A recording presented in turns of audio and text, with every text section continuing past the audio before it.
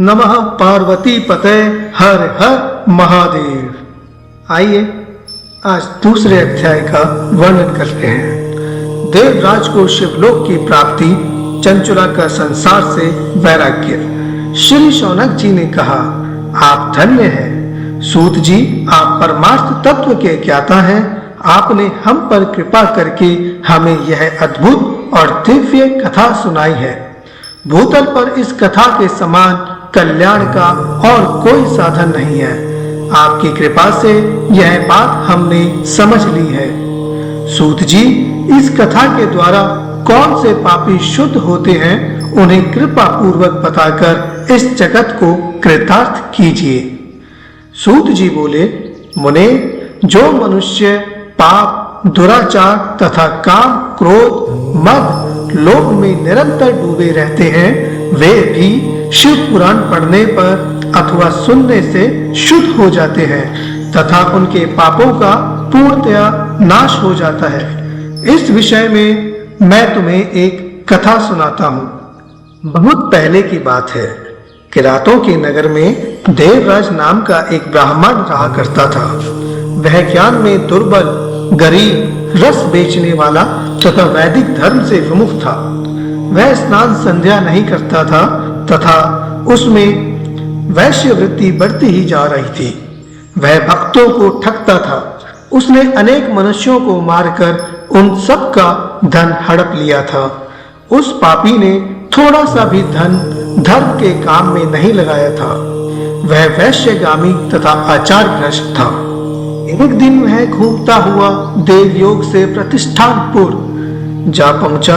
वहां उसने एक शिवालय देखा जहां बहुत से साधु महात्मा एकत्र हुए थे। देवराज वहीं ठहर गया। वहां रात में उसे ज्वर आ गया और उसे बड़ी पीड़ा होने लगी। वहीं पर एक ब्राह्मण देवता शिव पुराण की कथा सुना रहे थे। ज्वर में पड़ा देवराज भी ब्राह्मण के मुख से शिव कथा को निरंतर सुनता रहता था। एक मास बाद देवराज ज्वर से पीड़ित अवस्था में चल बसा। यमराज के दूत उसे बांधकर यमपुरी ले गए। तभी वहां शिवलोक से भगवान शिव के पार्षदगण आ गए। वे कर्पूर के समान उज्जवल थे।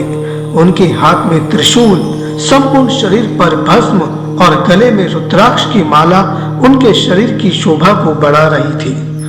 उन्होंने यमराज के दूतों को मार पीट कर देवराज को यमदूतों के चंगुल से छुड़ा लिया और वे उसे अपने अद्भुत विमान में बिठाकर जब कैलाश पर्वत पर ले जाने लगे तो यमपुरी में कोलाहल मच गया, जिसे सुनकर यमराज अपने भवन से बाहर आ गए। साक्षात रुद्रों के समान प्रतीत होने वाले इन दूतों का धर्मराज ने विधि पूर्वक पूजन कर ज्ञान दृष्टि से सारा मामला जान लिया। उन्होंने भय के कारण भगवान शिव के दूतों से कोई बात नहीं पूछी।